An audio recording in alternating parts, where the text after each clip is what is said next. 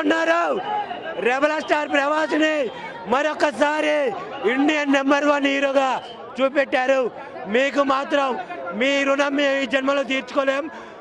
ఒక్కటి చెప్పాలంటే మా వింటేజ్ ప్రభాస్ని చూసిన తర్వాత మాకు ఏడుపు తెప్పించాడు మా మారుతి గారు. అయితే ఆర్జీ గొంతు పోయింది బ్రో.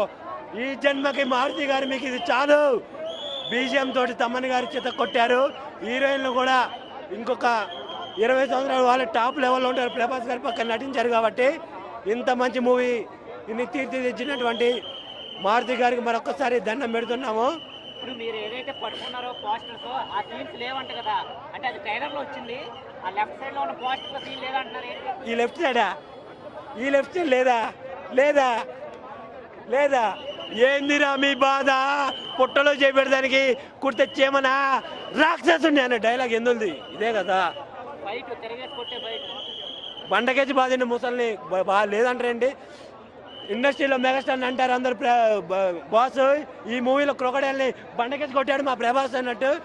అసలు ఆ ఫైట్ పెట్టుకుని ఏంటి బ్రో నువ్వు మాట్లాడేది? నాకు అర్థం కావట్లా. ఇలాంటి నెగిటివిటీ ఎవరు చేయొద్దు, మొత్తం పాజిటివిటీ. ప్రభాస్ గారు చిన్నపిల్లలు తింటారు కురుకురే ప్యాకెట్లు, ఇండియన్ ఆర్మీ వాళ్ళకి ఇచ్చాడు మా ప్రభాస్ బుల్లెట్ ప్రూఫ్ జాకెట్లు అన్నట్టు. అసలు ప్రభాస్ని వంక పెడతారా బ్రో? ఇంత మంచి మూవీ, ముగ్గురు హీరోయిన్లు మడత పెట్టేశాడు మావాడు, కుర్చీ మడత పెట్టి అన్నట్టు. రాజేష్ బాబు చింపేశాడు. సహనా నీ ఒళ్ళో పడుకుంటాను వృద్ధి. మీరు మమ్మల్ని కొట్టినా పర్లేదు కానీ గుద్దేశారు మా ప్రభాస్ అని. మీ ముగ్గురు మాకు వదిలే. మెయిన్ హీరోయిన్ ఎవరు అర్థమైంది ఇప్పటికైనా? మెయిన్ హీరోయిన్ ఏం లేదు, ఆ ముగ్గురు హీరోయిన్లే.